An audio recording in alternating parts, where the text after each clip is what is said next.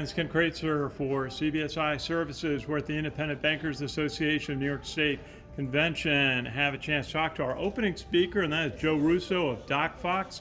And Joe, fascinating talk today to the bankers about the impact of fintechs and how fintechs are blurring the line, differentiating them from banks themselves.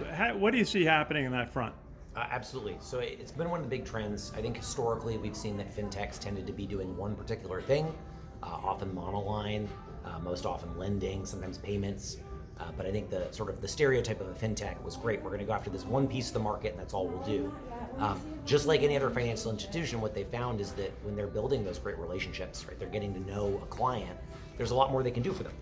And so they want to start to do more and more of the kind of things that a bank does.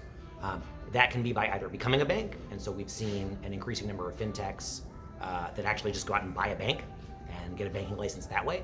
We've seen a lot of fintechs that instead have chosen to collaborate with a bank, often a community bank, and that gives them an opportunity to use that charter to provide the same services a bank would on behalf of the bank. Yeah, you had a great comment in your presentation today about about digitizing processes, the key to automating a process and doing transactions much faster. Where do you see this being applied? So we talked a little bit about international payments, right? And the fact that historically, if you were going through like an interbank transfer or Western Union, that typically took days and was very, very expensive from a percentage standpoint.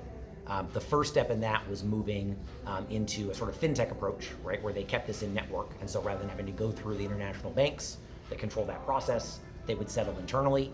That could get things done in a matter of hours and dramatically cut cost. Now, if you look at a blockchain-based approach, right, where again they're using a cryptocurrency not because of its inherent value, just because it's a convenient way to move money between systems, and all of a sudden you can now do it in seconds, right, for pennies. And so you have a market where what could have cost $10, $20, $50 to move money now might cost a couple of cents, and instead of 3 to 5 days, it could be done in seconds. Right? And that's the potential of digitizing a process that used to be incredibly slow and manual.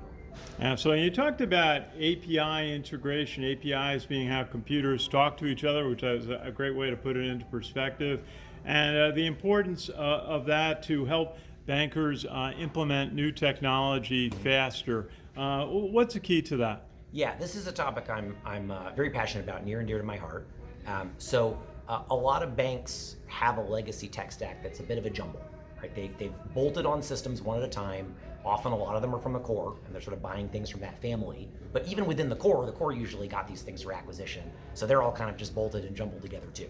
And that makes it very difficult to switch.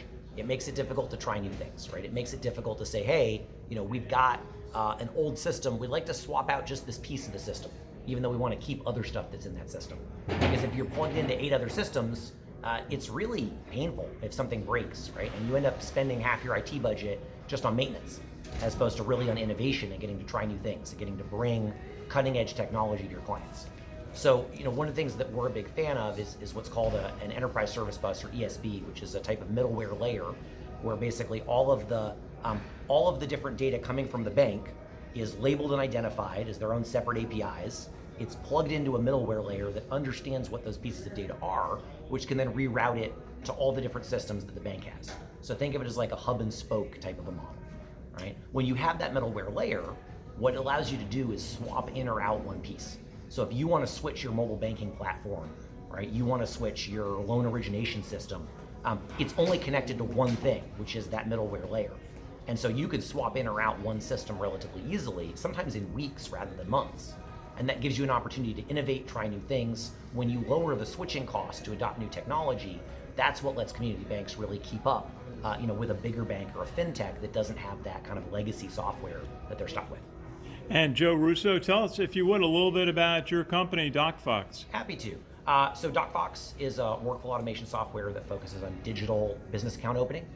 So we help community banks as well as other financial institutions automate and streamline business account opening. So there's a front end for businesses that want to sign up, right, to fill out all the forms, upload all those documents that come with more complex accounts, and then a back end for the bank itself to review that, identify any issues, track everything that's happened in the automation process, go through BSA, all that fun stuff that bankers love, that makes sure that you're comfortable having them as a new client.